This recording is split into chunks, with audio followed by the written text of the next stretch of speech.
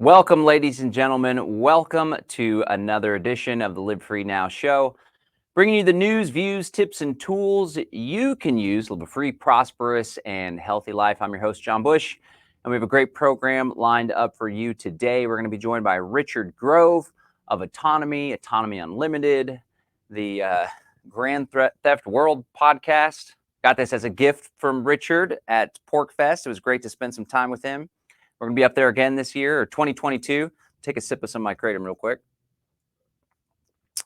It's good stuff.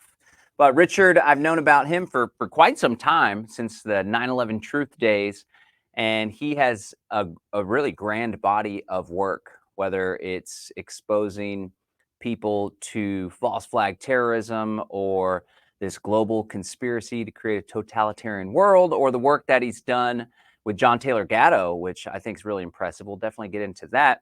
But on top of that, he's really focused on success for himself, and just watching the guy and his family and the group and of people that he surrounds himself with.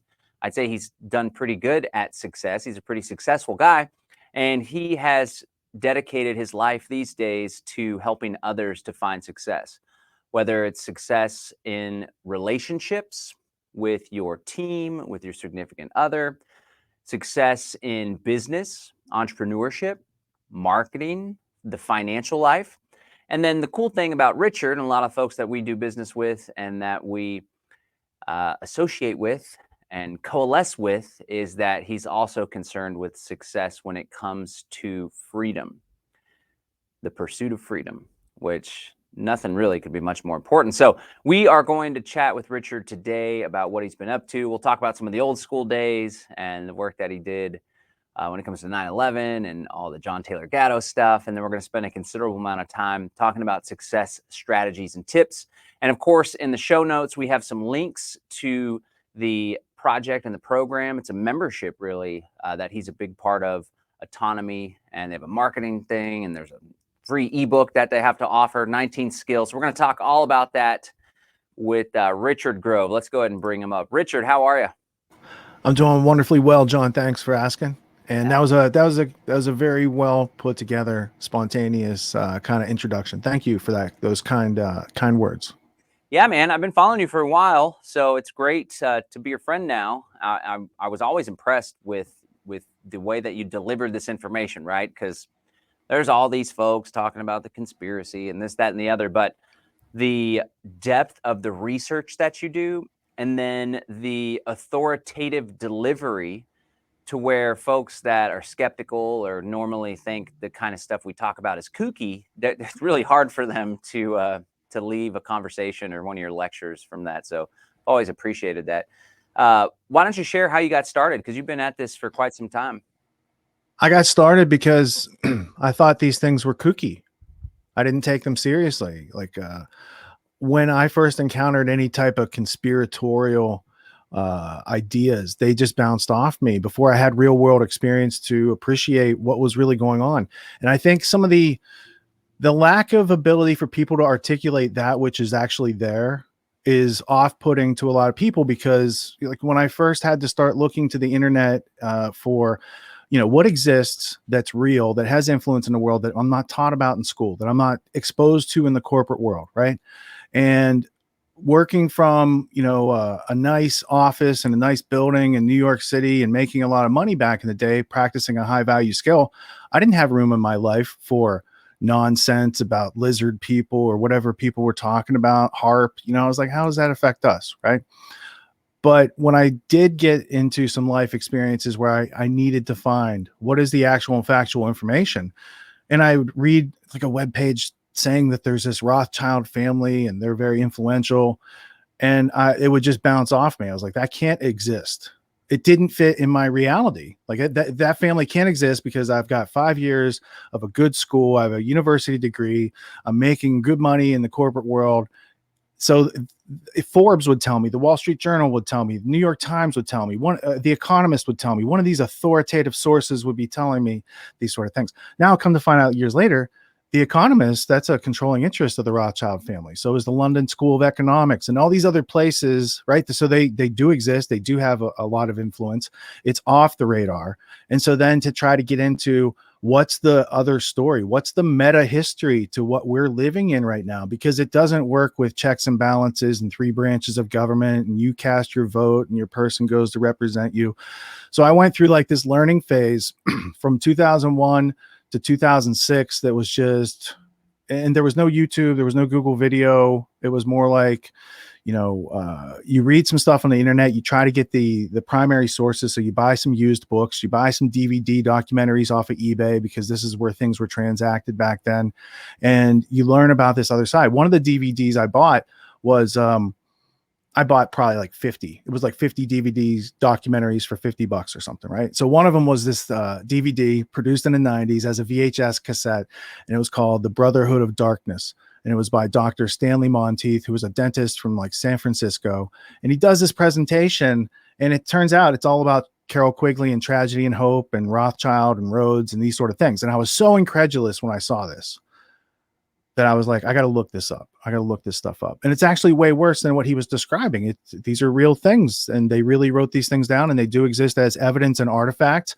So I spent a lot of time just collecting the evidence and artifacts of the Anglo-American establishment, globalism, New World Order, whatever you want to call it. It's a finite planet. There's only so many people trying to do this. They go by different names, but it's generally the same coterie, and it's definitely the same working groups that we see today running the Great Reset, Klaus Schwab, World Economic Forum, Club of Rome, CFR. All these groups are in the working image of the last will and testament of Cecil Rhodes. So in getting into all this history, in page 52 or 56 of Tragedy and Hope by Carol Quigley talks about the Rothschild family. So then I started to encounter, well, here's this very well esteemed professor at Georgetown University's School of Foreign Service who mentored Bill Clinton to become a Rhodes Scholar and was trained by a Rhodes Scholar himself, telling this story that there's a lot more to it. And so then I started to study all the people involved in the story. It'll break down, what is the general grammar? What are the individual parts of this globalist endeavor, and how far does it go back? And for the meaningful English speaking part of it, it's like the last 120 years that they've codified this and worked to bring America back into the British Empire quietly, so that they could use America as like a property management firm for the British Empire around the world. That's why we have all these bases, and to use America as like the food to sustain the globalism growing up, right? So it's like this, they want to birth this new thing, and they're going to feed off of America in order to create it. And I think that's kind of evident in the last couple of years. We've seen that go on to a large extent with the plague pandemic situation. Yeah, it's only accelerated. So, one thing I like to play on when I give talks and try to put things in perspective for people is these globalists, deep state. We used to commonly refer to it as the shadow government, right? And now it's the deep state or whatever. It's all sorts of different names. But like you said, there's this lineage, right? There's like a genealogy to it. It all traces back to the Cecil Rhodes and the Milner Group and all that stuff. So these guys have this really big picture vision, and they're able to project into the future strategically. Whereas most people, even activists, libertarians, Libertarian Party folks are focused on the next LNC meeting or the next convention. And then, if people are involved in politics, they care about the next 4-year cycle or whatever. And then a lot of people are just so focused on eking by to earn a living. Like you were saying, like folks are just focused in the present moment, trying to get that next paycheck or pay next month's rent. How important is it for people, for the success of their own lives, but then also collectively as a liberty movement for our success to actually create real freedom? How important is it for us to follow the lead of these elite and adopt like a big picture, multi-generational view when it comes to our goals and our plans? Well, I think it's important that if they're using a larger meta mindset, call it multi-generationalism to rule the game, and then they make our attention spans like 5 seconds. For most people, that's the average. It's like that of a goldfish. So they're working on plans that are decades in the very least, hundreds of years at the very most, that they can be effective through 2 or 3 generations. And there's a lot of historical precedents of various families that are still in power, making their way forward like that. So I think it's important that we need to start thinking about not just right now, but also what's the future, what's the next generation, what do we leave behind, what's our legacy, right? The battle that's going on, it was going on before we were born. It's going to continue to battle on after we leave here, but we can bring it down a few notches. The reason we were at disadvantage is because many of us went through most of our lives without understanding what is the true ruling power of this place, what is globalism, who are these people. They can be easily named and organized and understood, but most people are blocked by conspiracy theory, that phrase that the CIA put out in CIA memo 1035-960 concerning criticism of the Warren Commission report, right? So everyone who uses that as their intellectual defense, they're intellectually bankrupt. You're doing the CIA's work. The question should be, I'd like to see the evidence. Let's go deeper. Let's see if this is a real thing. And when you start to look, there's more there than is imagined to not be there. So the people who imagine, so there's a Dunning-Kruger effect. So the incompetent people can't recognize their own incompetence. So David Dunning and Justin Kruger did this study about 20 years ago, and it just shows that the more incompetent people are, the more certain they are of their beliefs and views, and they will throw out terms like conspiracy theories. Whereas people who have been wrong more times than they'd like to admit over the years, that in order to get here, right? I've been incredulous at almost every major decision or turning point in the past 20 years. And I got to the other side because I said, oh, I'm incredulous, so I'm going to look this up. And does that Woodrow Wilson quote really exist where he says this? No, it doesn't. But it's an amalgamation of 8 pages of him ranting like that, and somebody summarized and distilled it. And then people debunked that, saying he didn't say that. He said a whole lot more than that. So you actually get into, if you know, when you look at the history, you see that there has to be multi-generational learning going on our side as well to preserve freedom, because the attack against freedom, let's say it starts in 1908 with the Carnegie Endowment and the Peace Foundation, where there's at their annual meetings saying, how do we crack America? How do we take control of the government, the statecraft, influence the schools, and basically take it over and internationalize it? Because that was Carnegie's goal. He wanted New World Order. He wrote about it in Triumphant Democracy 1893. I have a first edition of it. I've read it. So when these guys, these robber barons, these people who came to power in a way that could only be organized internationally, right? They were the railroad industry. It wasn't just in America, it was in Europe. And then when they were done with Europe and America, they went to the Soviet Union, or what was it was the Soviet Union when they did it, and China, and built the infrastructure for the communists in the first place, right? So when you start to get into that, you see as an individual, I got to catch up with what's going on, but that's only so much of it. How do we survive and thrive and insulate ourselves from that system that may never go away? It seems like the entirety of human history is people trying to become free of other people's subjugation.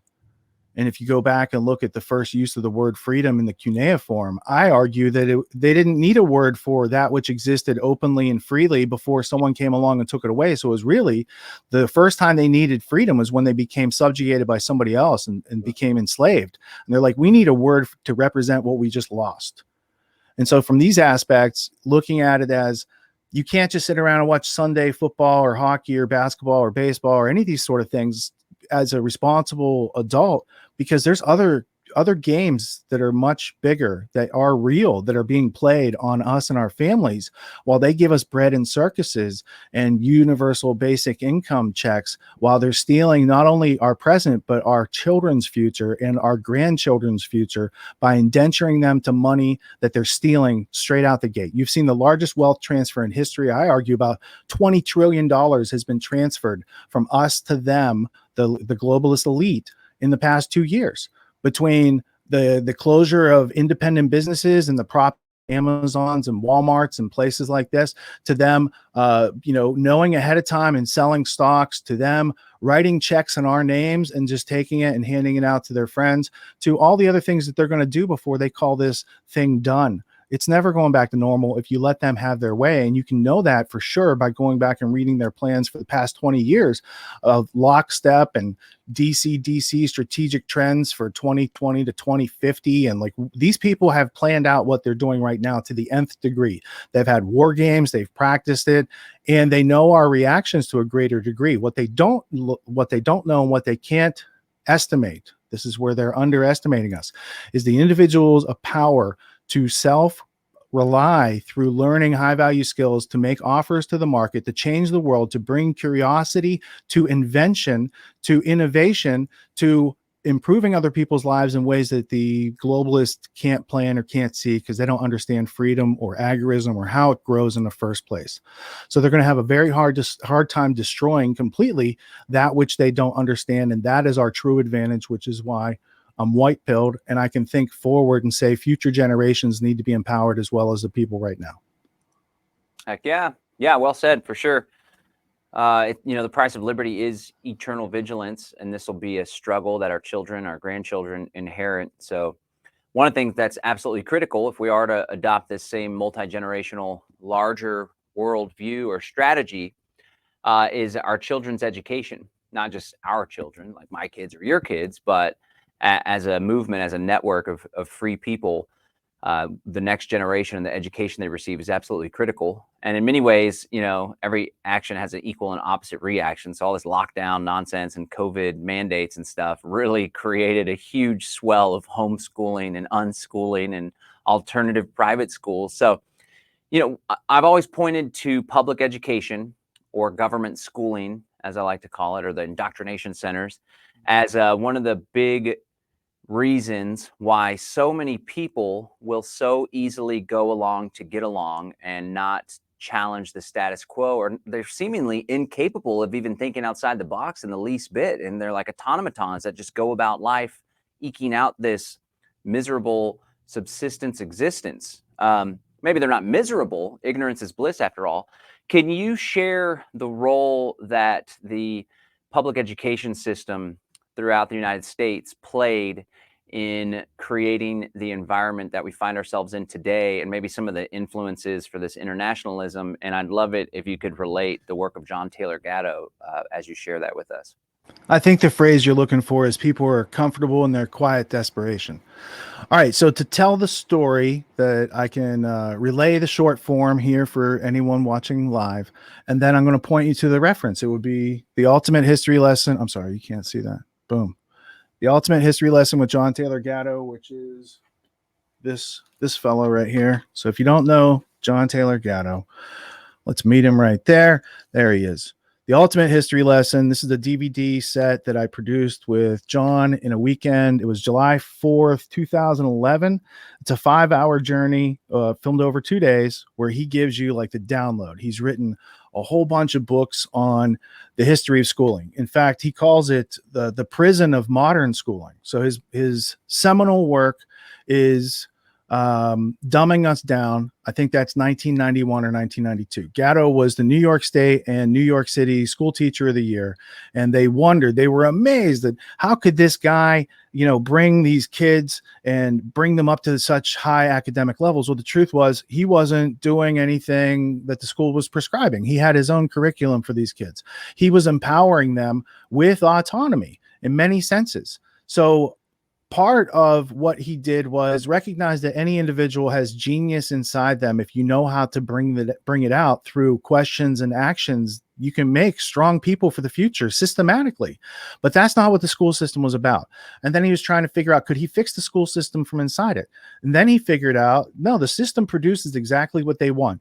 Interchangeable people for a world made of interchangeable parts. So the idea is that interchangeable parts lead to interchangeable people, and the need for corporations to have workers coming through college. So this is implemented in the 1800s and goes into effect into the mid 1900s, and it's still kind of substantial. And then it kind of wanes and dwindles off, and there's no longer a connection between going to college, for instance, and really becoming successful and thriving in the world. And college doesn't really teach you how to have your own business and be self-reliant. Neither does high school. So we're all these things were adding up. So then he starts doing his body of research and putting it out. So Dumbing Us Down was his first book, and then his big book is called The Underground History of American Education. This book, we might have to zoom out to get that like this. And this book is currently in a reprint stage, so it's broken up into parts, and so you can find like part 1 of the new one, and the first edition here is pretty hard to get. The Underground History of American Education. Let's see, an intimate investigation into the prison of modern schooling. So I first got to this book And it's a big, thick book with huge pages full of text. And I got to this book in like 2004 during my wake up journey, and it bounced off me because I didn't have enough context to understand, partially because I had been through schooling and hadn't learned how to think and analyze and come to facts for my own. Right. So that aspect. So then I kept doing research and reading all these books that are in this library and that library over there and the one upstairs. And I come back and I read this book around 2008. And then I understand what a masterpiece this book is and how much value is in here, and specifically to today and what's going on. Chapter 9, the cult of scientific management. If you want to know, like, how does Klaus Schwab and the World Economic Forum and the Davos and Club of Rome and depopulation agenda, how did it gain speed? Right here in this chapter, you can read about, Bertrand Russell, these Fabian socialists, H.G. Wells, all these other people that are part of the actual globalist movement today, New World Order. I mean, H.G. Wells wrote a 1939 book called New World Order. Gatto takes that history and makes it consumable. And so I had watched everything that he had on the internet, audio, video, whatever was out there, I consumed it. And what I noticed was, here's this brilliant man with this really valuable insight, and nobody is getting clear audio. It's always a bad mic, lots of room noise situation, or clear HD video. So over a period of 6 months, I tried again to get in touch with him. And finally he called me and he booked a date, and we got him a flight and we got him a hotel room and we brought him up here, and I had friends come in, and some of the friends that filmed on this project, I taught them on the scene, many of them. And there's a lot of cinematography type of editing errors, or, in camera editing from the production. So I spent like 6 months refining it and making and polishing it to get to be the best representation of John. What I didn't know during that process was 2 weeks after we filmed with John, he had a stroke. So he had been in the hospital the whole time that we were working on the end of the movie. And at that Christmas, I sent him the finished product. I sent him 50 copies to his farm. I sent 50 copies to his apartment. I never heard back from him. I thought he didn't like it. But he was in rehab, had no communication with the outside world. So about a year later, we get together. He loved the movie. We started bonding. We'd go there like every 6 or 8 weeks. I'd take him for haircuts. We took him for dentures. When he couldn't any longer go out for haircuts, I'd go there and bring my clippers and would talk, and I'd cut his hair. So an amazing talent. And he departed us a couple years, two or 3 years ago now. So this is really his swan song. He got uninterrupted, say whatever he wanted to say to people in the present and the future about the origins, the purpose, the history of the school system, how it's not your friend. And really, without this body of knowledge, I wouldn't have been able to take and add the entrepreneurial solutions to it to create the autonomy course. But the first couple of weeks of autonomy, where I'm helping people deprogram themselves, it's really the seed comes from a lot of the work that he did on the Fabian socialists, the cult of scientific management, how they use programming and behaviorism to control populations, to get people to be on stimulus reaction instead of putting a space in there where freedom exists. This is where we ask questions and we go from stimulus thinking to thoughtful response. And that's the difference between slavery and freedom. And so, we all owe John a debt. And you can see this. You don't have to get it on Amazon, where it's probably out of stock. It's on YouTube in its entirety on my YouTube page, The Ultimate History Lesson. Right on, man. Yeah, it's so critical, the work that he did in exposing government education. And it's really, really cool and honorable that you were able to capture all that info. And I appreciate your ability to, like, you have an idea, a project, something that ought to be done, something that would add value to the world. And a lot of people are like, we should do this, and this would be really cool, and this would be helpful, and they just don't know how to get it done. So yeah, let's talk about the autonomy program and the course and this community that you've put together, because I took the course. I wish I would have participated more, but I got a whole lot out of it. And in fact, I got the most out of being a part of this community and building some connections and networking. And of course, working with y'all's marketing firm as well was immensely valuable. And I'm still working in many capacities with you guys today. But one of the cool things I thought about this autonomy program which I'd love for you to introduce our listeners to, was that it starts off with kind of a deschooling thing. And everyone's focused on education for the children, like we were talking about earlier.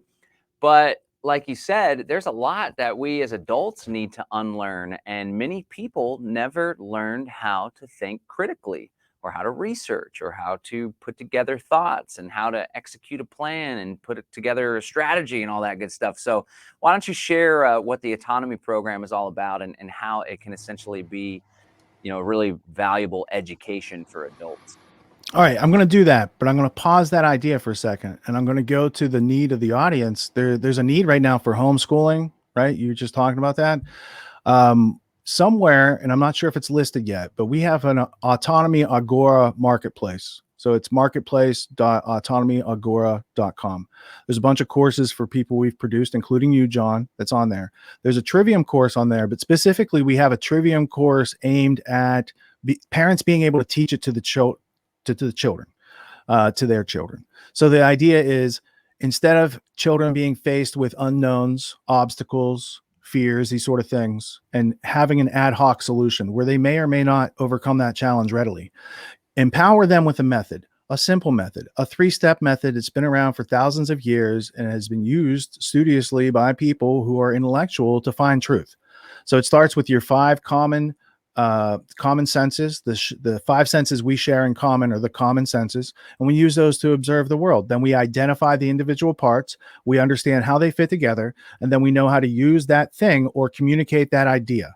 That simple 3-step method can liberate parents and children on this process so that they can direct their focus toward things that are meaningful and substantial and in the line with their goals, so that their steps are adding up to something that they can take pride in, that they can have real self-confidence and competence in. So really it's about training the parents so they can be better homeschoolers, and providing them with curriculum and other tools in those areas where they feel these are the ways that people go forward and survive and thrive. And they're not the STEM things that, are just overly focused and not necessarily a practical application in line in the future for that. So that's like the homeschooling, helping parents do that sort of thing. And that's something that happens within autonomy. So let's talk about the course. I created the course because, oh yeah, go ahead. Sure. Where can we find that? Because I got all sorts of pride. My kids are homeschooled. They're not in government school, but I tell you what, it is a challenge for me. And, I generally excel at different areas of my life, but it's been really hard homeschooling my kids, especially my son. So where can we find this? Because I want to get my hands on that as well. All right. So the site is marketplace.autonomyagora.com. All right. I'll share it there in the comments. Yeah. And then on there's a free critical thinking course. And anyone who goes ahead and downloads that, we can add the Trivium for Kids content to that email thread that goes and follows that. So that's the quickest way to solve it now, because I'm not. We just talked about it in a meeting earlier today, so I'm not sure that it's posted yet, but it is ready to be getting posted because there's a huge need, and a lot of us are homeschooling, and so sharing these tools isn't a zero-sum game. It's actually a multiple-sum game. We can win. It doesn't take anything away from my household to share these tools with John's household or your household. That's the idea, to empower ourselves now and be the tide that raises all ships. Right on. So now to answer your question, is that what you're going for next? Yeah, all right, cool. All right, let's hear about autonomy. I took it from my autonomy mug here. I don't have the Grand Theft World mug with me today. All right, so I was producing content from 2006 to 2015, just putting it out there because I knew it needed to be done. People need to know the history of the New World Order, and I was surviving on. We've had a membership community since 2009. It's had thousands of members. It's a thriving business, but it's $15 a month per person business. So if you as a business have bigger problems to solve, you don't need a lot of small things. You need a higher ticket item. You need to transmit more value to the audience. At the same time, I had people saying they couldn't afford the $15 because they weren't bringing in enough money. And I thought, this is silly. This is an instantly resolvable problem. So I created an entrepreneur group within the Tragedy and Hope community. And I started teaching on the fly in entrepreneur skills. So I had one guy who was a friend of ours who had been a subscriber for a long time. And it was right before Christmas. And he said, I just lost my job. and he didn't have any forward outlook. He was, almost feeling like age discrimination could be a thing at his level. So I said, send me your resume. And then I ended up getting him a meeting with a place that hired him because I knew who he worked for and I knew who their competition was. So I was able to call someone on the board of directors of someone who worked at a competitor and say, would you like to hire the guy from marketing at your competitor? They said, yeah, we'll take that meeting. Right. So then I was like, I need to offer this more formally. And I'd been working on a curriculum since Peace Revolution episode 8. So let's call that 2010. It was called the Comprehensive Conscious Curriculum. So I've been putting together a curriculum for 5 years. I didn't have it all together, but I knew I needed to formulate more value to my audience because time was of the essence. They need to know what are the inner workings of how do I build value? How do I make an offer? How do I take it to market? And then how do I do some sort of marketing on top of that to have recurring revenue in my life and not have to have the golden handcuffs of the paycheck, right? That's just one facet of what we teach on autonomy, but it's a very powerful facet. So from the entrepreneur group, I thought I'm going to offer a course. Now I had a course title, autonomy. I didn't have a logo. I didn't have a web page. I didn't have any graphics. I didn't have any marketing, but I had my email list. So I made an offer in text, and I thought if I got 10 people to say yes, it would be worth putting the course on. And I had like a 10x return on interest, and immediately it was already bigger than I had conceived and going further. And I said, okay. So my plan was I was going to put out I was going to record the course material in this studio, whereas in reality, I do the course live in the other studio behind here. So I was going to pre-record it, edit it, put it out for the members. And that would have been valuable.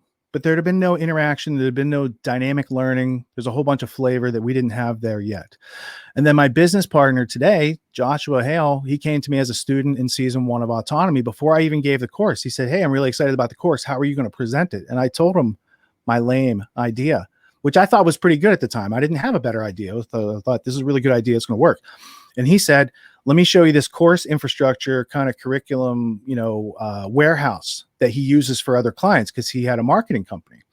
And he showed me their dashboards. And I was like, I want that. How do we make that happen in the next 30 days? Because I'm teaching this course. I'm starting in January. So we put it together. And also I had recognized the value of Discord. My buddy, James Pilato, he had a Discord server. Liberty Radio Network had a Discord server. I was like, what are these things? How do they use them? How do they get value to the audience through these things? And then I thought I could use Discord as a teaching dojo. I could have people in there in a, real time dynamic. And I said, if I put this piece with the course, I know he's probably cringing right now. He's like, don't tell people how we do it. No, we had this communication piece, we had this education piece, and then I have this other couple pieces that I put into the curriculum. And then I thought that's a really strong offering. So then I went through the 2,000 index cards that I had made for the curriculum, and I started putting them into PowerPoint slides each week as I taught the course. So I did 1 week ahead of time. So week 1, I was doing week 2 slides, but I was doing week 1 presentation. So I would stay ahead of myself a week. And that's how we did the first season. Now, during that, I add integration exercises. So the format is I do the lectures in the other studio, 9 o'clock Friday night Eastern time till 2 or 3 a.m. in the morning Saturday, because the lecture takes several hours. And then there's people from around the world who were there and they paid good money and they want to get their questions and they want to get their answers. So I'll stay up as late as it takes. And I think the latest we've gone to like 5:30 in the morning one time, but I do whatever it takes. It's like, for me, freedom is a super marathon. It's not a sprint. So I'm into long form content, long form learning experiences. Cause I know from the past, that's how I got the skills out of college that put me apart from everyone else that I went to college with. Like we could talk about that in a second. That's a good segue as well as to where this course comes from, but I'll just finish explaining how I deliver. So I do that. And then on Saturday afternoon, there's a podcast that the students and graduates participate in, so that we have our own kind of internal podcast called Do It Live. And then they can get real-time interaction, live stream skills, shadow hosting, co-hosting, being part of the audience that asks questions, right? They get all that on. Sunday from noon to 4 o'clock, I do a question and answer session with students in here based on what they learned on Friday, and they have a chance to watch the replay. And then during the week, we have integration exercises. So I teach you chunks of skills that add up to a stack of skills. And we start that in week 3, and it continues through the end of the course. And the first skill set is how to do an interview. not just like this, but like in life, if you had to do a job interview, if you're meeting a new person, like how to meet people, basically, how to make friends and influence people. And you do that by making contact, building rapport, doing a lot of good listening, coming up with a better plan than they had, and then making a plan to go forward. Right. Oh, that's actually the whole art of sales stack. Right. But it starts with having a conversation. And then if that conversation has a problem in it and you help them solve it, that's a place where action flows from that. Let's call that a sale. Right? Because the way I teach sales is problem solving. It's not pushing, convincing, conniving, persuading. It's none of those things that are cringeworthy.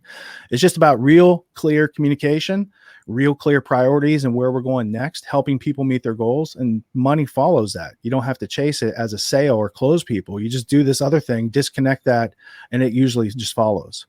Right? So we go through the course, but I teach about, the first couple of weeks are deprogramming. And then we get into the sales skills, the marketing skills, the tech stack that we offer to clients on the other side of Autonomy Unlimited, the digital consulting company. And then students like yourself who didn't get like the most they could have the first time through, because you're a busy entrepreneur, right? I structured the course so that you can go through it live or you can go through it on replays, and it's lifetime enrollment.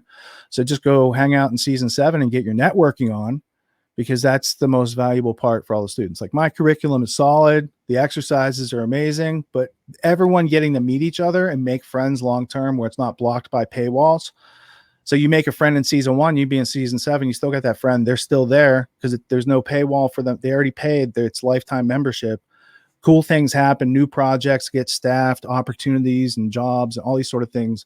That's where it happens in the community. So it's a multi-layer approach to solve a complex problem, but it took them 15,000 hours to convince us that which is not true. The process of liberation is a lot shorter.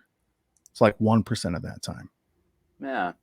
Yeah. The whole liberation and freedom, and it's like the natural order, the natural law, like you were saying with the genesis of the term freedom. They didn't have to have a word for that because that's just the state of being. Yeah. And, I appreciate that the course, it has a whole lot of value to it. And it resonates with me when you share that you had a membership program before for $15 a month, and there were people that couldn't afford that. There's this tendency in the truth and freedom liberty community towards poverty. I mean, I don't think it's everyone or a majority, but it's most definitely there. And as an entrepreneur and someone offering products myself and workshops and online education, there's a lot of people that push back at the thought of charging for something, right? As though they believe that we should be impoverished ourselves because we care about freedom, and we should just be the impoverished activists, which I did for many years. I did too. I did my time. Yeah. And then I had kids and was like, I can't have the electricity getting turned off on my kids anymore. This is just not going to work. I got to figure this entrepreneurial thing out. And it took like, I don't know, 8 or 10 years, but I think I finally figured it out. And I'm always learning as well. But in your experience, this is my experience. So let me know if you have the same experience. I'm sure you do. Maybe you can riff on it.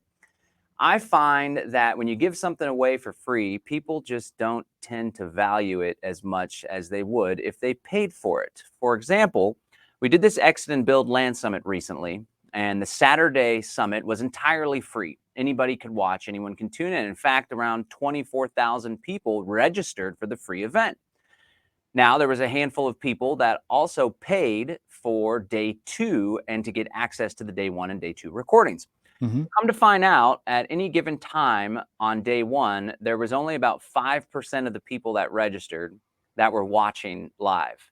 Contrast that with the folks that paid just $97, which I guess is a lot to some people, but compared to the value we delivered, it's very small.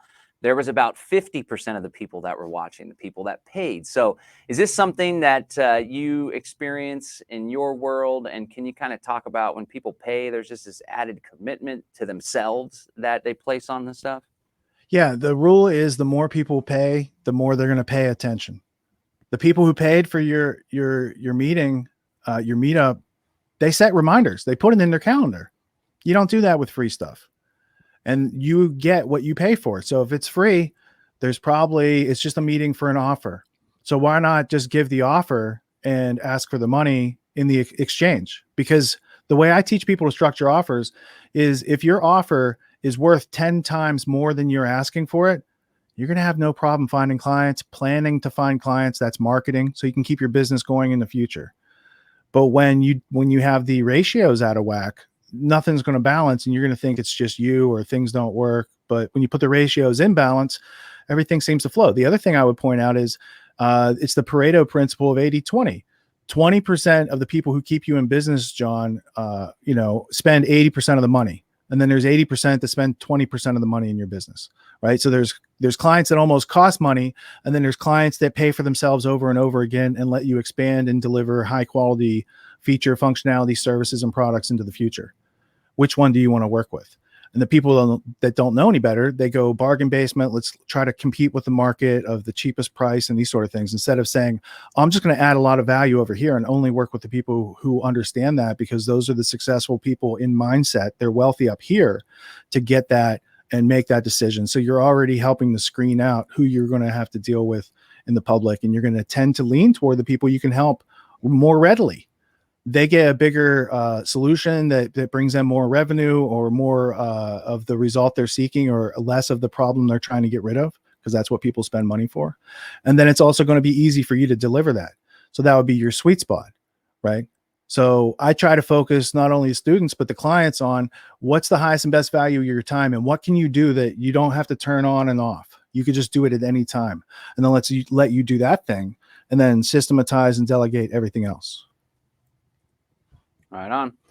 Yep. And I mean, a lot of people got to change the relationship that they have with money. And I think it's kind of like the way that people value themselves, right? What people are willing to pay for training, for education, and what people think about paying or someone asking for money, really, I think has a lot to do with how they value themselves. Because if you really value yourself, and if you're committed and you're taking it seriously, the pursuit of freedom, the pursuit of knowledge, the pursuit of excellence, then sometimes you got to put your money where your mouth is to make that commitment.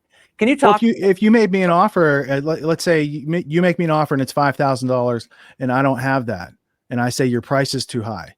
I haven't even looked at your product yet. This has nothing to do with your product that you just offered me. It tells you about my cash flow situation and my scarcity of mindset, not to be able to see, oh, if I buy John's thing for $5,000 and it helps me make 25 grand this year, it pays for itself 5 times over. Right? That's the wealthy mentality, where you bootstrap and talk yourself forward instead of talking yourself into scarcity and quiet desperation. Go ahead with your question.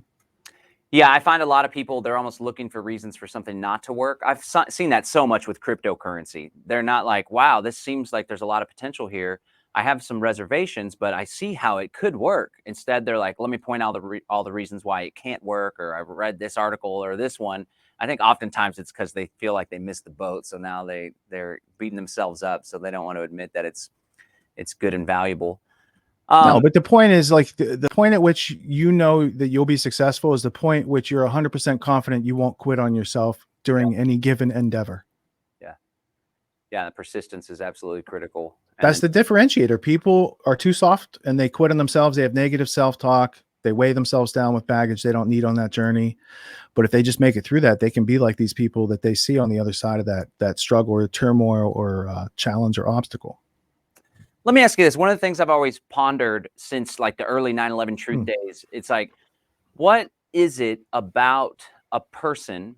What is it that's unique about some people that enables them to question the status quo or the establishment narrative? Because there's many people, like, I went to government school, right? But I was able to see through the veil very early on. My brother did too. He went to government school, but we had the same environment. So I guess we ended up in a very similar spot as far as seeing what's going on. But there are some people that they'll literally go through mental gymnastics to not challenge the status quo or not allow themselves to believe anything other than they hear on mainstream media or they learned in the history books. Do you think that there's some intrinsic qualities about a human being that perhaps is encoded in their DNA? Or do you think it's possible with the right information or the right conversation or the right communication with that person for anyone to quote unquote wake up or be red pilled?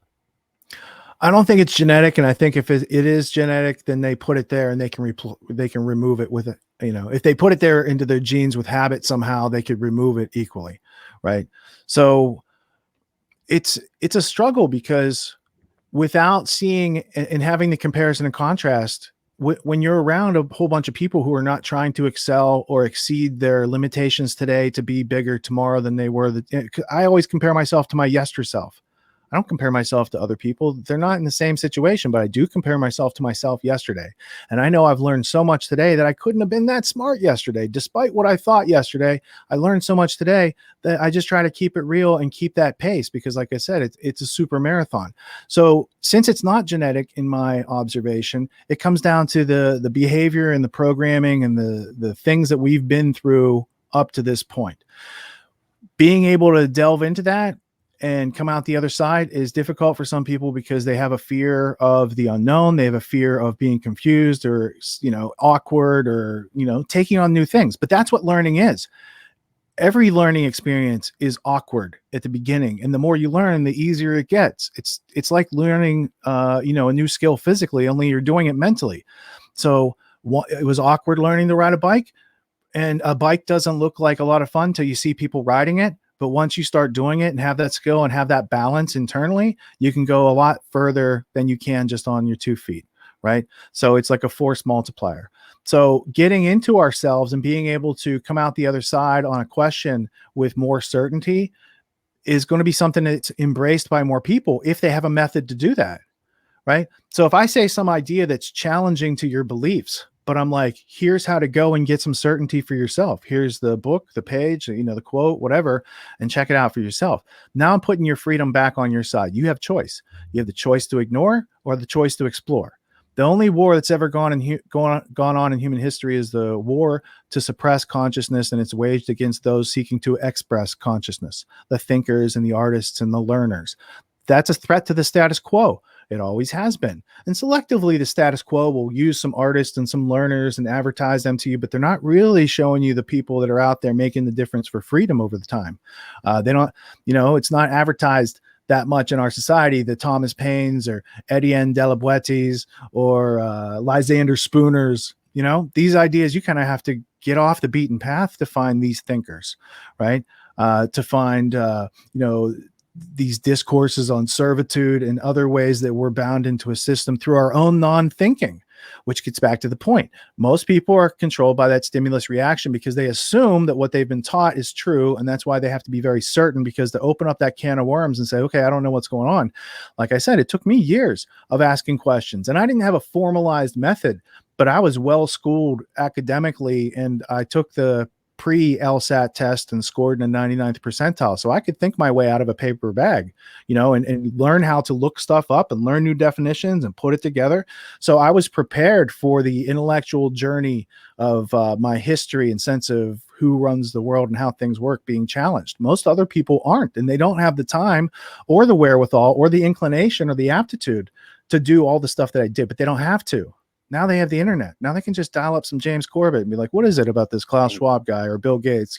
There's other people like us who have been making artifacts to help people understand exactly what's going on today, because none of us thought that this was too far off. If you read their documents for the past 20 years, you're like, when's it going to happen? When's it going to happen? And now you're like, they're making their move, and they're scared. The globalists are scared because any little invention, any little discovery, any little meme could so easily upset. So they're going for the end game, to control fertilization in individuals, to make sure you have a robot between them and you.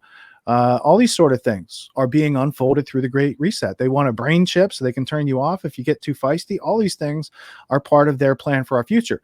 But I would have to make the observation, we can't battle that plan broke.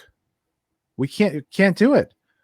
So we have to learn how to transmit high levels of value that bring everybody else in the situation upward, like be the tide that raises all ships, like I said, right? So it's not about like a point product. Let's do the solution. The solution is get people thinking and empower them to do whatever they want, and have let freedom in that chaos of logic and reason being manifested through people's actions be the real challenge, right? So it's going to have to be a decentralized, unplanned, let's just put the tools that get it done out there and see what people do with them.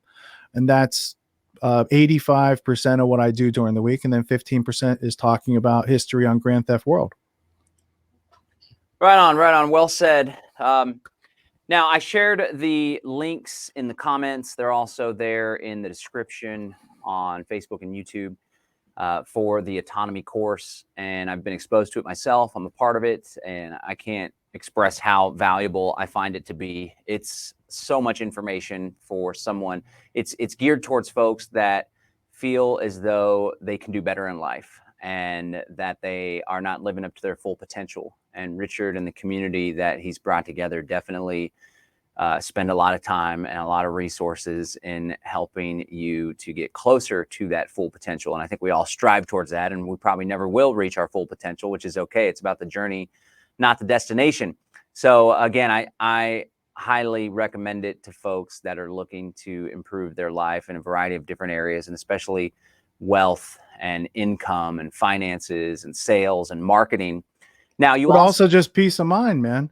You know, there's been 500 students that have gone through there, and I wouldn't say like the thing that people want is more, they want more peace of mind, which comes with confidence and competence in their actions turning out to have results that they find pleasing.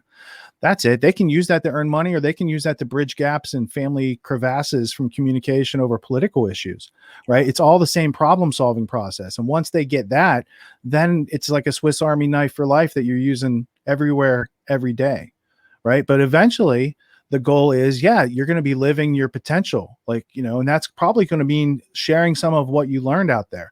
One of the first things that we did for Autonomy Unlimited was, you know, Joshua had said, hey, Derek Brose has this really great book, The Holistic Self-Assessment, and I think it should be a course, and that people would get a lot more out of it with the interactive, dynamic aspect of going through it together. And he was right. And then from there, there's a lot of other people who said, well, Derek's book's a course, and I think my readers and my audience would need something like that.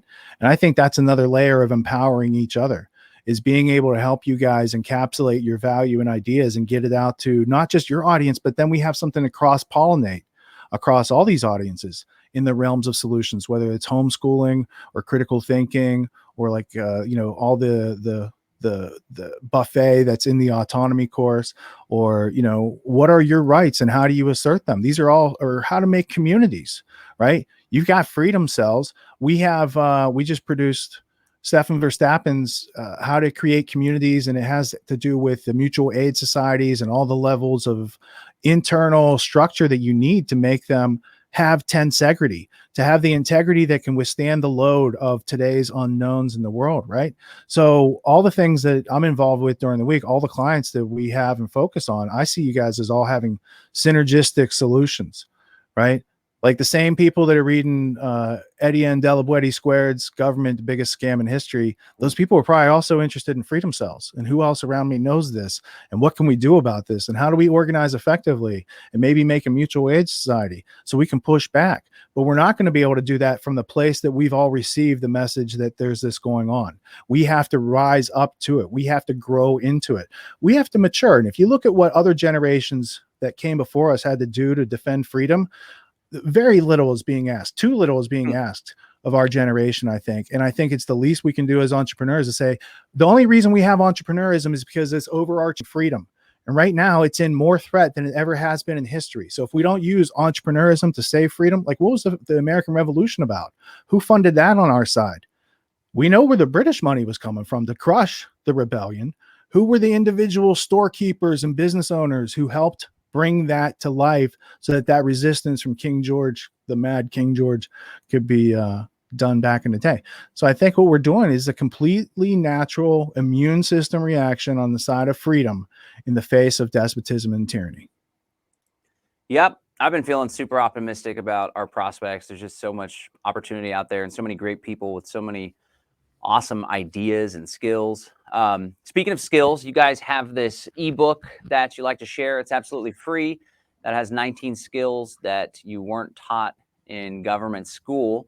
Can you share some of those skills? Which of the 19 you find to be the most valuable, and how people can get started on implementing those skills and learning? Yeah, I mean, so this was a slide. This was one slide in a 6-hour presentation that my marketing team was like, if you just took that one slide and we all told you how we found those things valuable over the season, we could make what we call a lead magnet. It's a piece of value that introduces what we do, and we exchange it for the currency of your email address. you can unsubscribe at any time. But once you get that PDF, you got this mini book to success, you might not read it. So then we're going to send you the audio version and the video version. So we're going to take away all your excuses. Now you know that these skills exist. You might say, I need some of these skills. Where are you going to get them? Well, then we'll send you a couple other emails and you can check out our obstacle course. It's a way of self-defining whether or not autonomy could be hugely valuable for you or not. And it's a way where we weed out the people who have victim mentality and entitlement and other things that are going to automatically keep them away from successful. It's going to polarize them against being successful. So we don't let people like that even get close to the course. What you see on the other side of the obstacle course, oh, now we have highly qualified, motivated, organized people who want to make breakthroughs in succession, like systematically. Those are good people to work with, and that's how people actually get into the course. Right on. All right, cool. All right, we're coming up on the end of our time here, so I'm just going to let you have the floor and share anything that you want. And we have all the links to autonomy, to the obstacle course that you shared about, and to the 19 skills. And I just want to say one of the reasons why I wanted to get involved with autonomy was to watch. I knew that you had done a lot of cool stuff in the past, and that you'd put something pretty fantastic together. And I'm just impressed with the whole team and how y'all work together, and the Discord. And Joshua is absolutely amazing, incredibly talented. And I personally, I'm in my entrepreneurial journey. I have 3 businesses now. One of them's just in startup phase, but I've used y'all's talent quite a bit, and it's been pretty. And then we taught you how to pretty much be autonomous, so you're not tethered to us with a bill for life, right? You're doing all right. You got a lot of good projects going on. You're who I use when I say you need to learn how to talk yourself into things instead of out of things. I said, you go follow John Bush. He knows how to talk himself into, productive activities instead of getting distracted, man. You're very focused. All right. So out of autonomy, you've got all these super qualified people either to get a raise, get a job, start their own business, grow their own business. Some of those students, though, they don't know what they want to do yet. So they're refining their high value skill set. Some of them become autonomy interns or apprentices. We would use those apprentices or interns on pro bono accounts.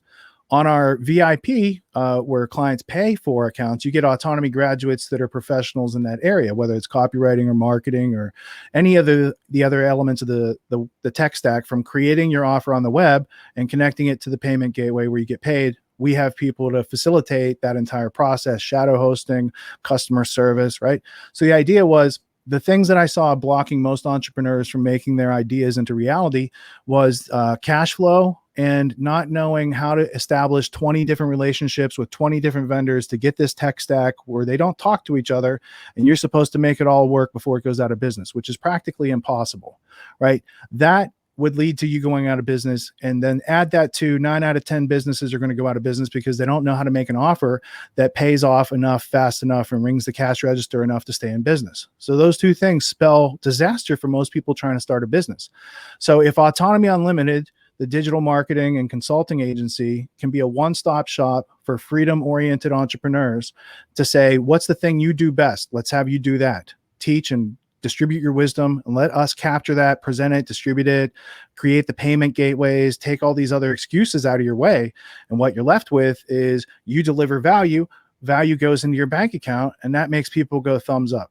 So I've had some people we've worked with that were real skeptical, and their eyes are open now, but it took a longer time. I had other people like yourself who were already in high speed, and it's like, we can add turbo boost pretty quickly, and you can make large amounts of money in a short time because you have an offer, and it's about marketing. This is what marketing is. It's a force magnifier. It's an amplifier, and it's the way of running our own casino where you're placing bets on yourself. You have high degrees of certainty. You can do the A/B testing and find out what works, or you can outsource that to us, and we do all that for you and just give you reports every week on how it's going, right?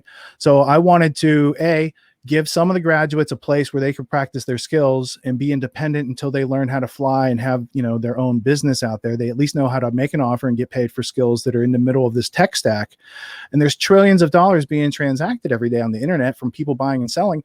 It's a website with a headline and a call to action and some info about the product and email autoresponder and all these other mechanics that facilitate that. And if your skill set intersects with that, there's a huge market. Like today's one of the easiest days in history to get a job doing any of these things out there, right? So making my students and graduates the best prepared to intersect with those opportunities gives them a severe advantage on anyone else attempting to like put their resume in and get a job.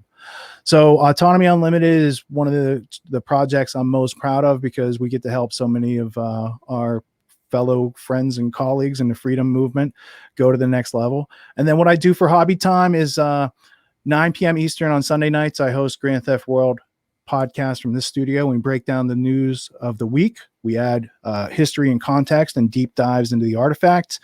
And we give people a digestible experience. It's non-toxic by filtering out the mainstream media poison. There you go. Right on. Good stuff. GrandTheftWorld.com. Busy man. Super effective. Doing it. You're good at what you do. I appreciate you. I appreciate your time. Thank you for joining us here on the Live Free Now show. And yeah, folks, I've worked with the marketing company. I've done some of the autonomy course, and I can't recommend it enough. So follow the links that we have there in the show description, and you definitely will not be disappointed. In fact, you'll probably be blown away at what they have to offer. So thank you so much, Richard. I really appreciate you coming on. Hey, thanks, John, for poking a hole in your schedule. And thank you for everyone listening. Talk to you soon. Peace. All right. Take care. All right. There you have it, ladies and gentlemen. Richard Grove of Autonomy, the Grand Theft World podcast, and Autonomy there. Got the cup and the mug. Super excited to be working with him on all this stuff, and he's just doing a great job. So if you're looking for more skills in your life, you're looking to level up, if you're looking for that peace of mind, if you're looking to increase your cash flow or make some big changes in your life, I definitely recommend checking out everything that they have to offer in the autonomy universe. All right, this has been the Live Free Now show, bringing you the news, views, tips, and tools you can use to live a free, prosperous, and healthy life. We'll talk to you next time. Peace.